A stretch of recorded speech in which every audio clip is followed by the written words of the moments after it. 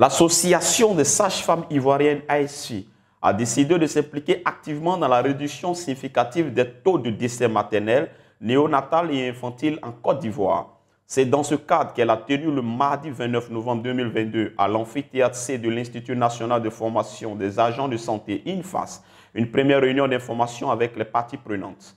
Selon Mme Awa Diallo, présidente de l'Association des sages-femmes ivoiriennes, son organisation sous la supervision de l'INFAS avec l'appui technique et financier de l'UNFPA se propose de soutenir les activités de permanence des encadrements des étudiants pour assurer des services intégrés de qualité, continus et inclusifs. On peut dire qu'après cette réunion, nous pouvons dire que nous voulons contribuer à notre manière, l'association veut contribuer. Nous sommes sur le terrain, nous recevons nos collègues, dont nous voulons venir en appui à l'INFAS parce qu'il faut dire que l'effectif d'avant n'est pas le même. Donc nous devons venir en renfort à nos enseignantes pour mieux les coacher et faciliter leur diplôme de fin d'année pour que sur le terrain nous ayons des sages-femmes compétentes et améliorer la qualité de l'accueil, la qualité des soins. La présidente des sages-femmes ivoiriennes a par ailleurs précisé qu'elle veut assurer la permanence dans les salles de travaux pratiques et de sites de stage dans les différentes antennes de l'INFAS à travers le pays. Pour elle, 35 sages-femmes seront sélectionnées à l'INFAS d'Abidjan et de Bouaké pour bénéficier d'une formation de renforcement de capacité.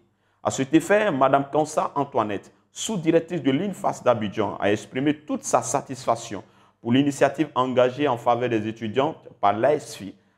Ici, nous formons des sages-femmes et vu les effectifs qui sont grandissants,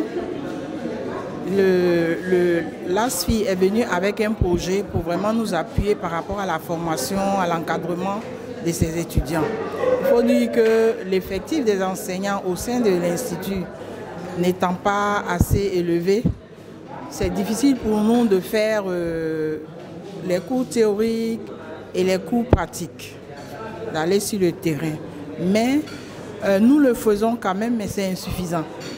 Donc avec la contribution de l'ASFI qui veut venir en appui par rapport à la formation, à l'utilisation de nos salles de simulation pour pouvoir encadrer ces étudiants, je pense que c'est un plus, ce serait un plus, une plus-value pour la formation de ces étudiants, ce qui va permettre véritablement à ces étudiants d'aborder tous les aspects de la formation pratique,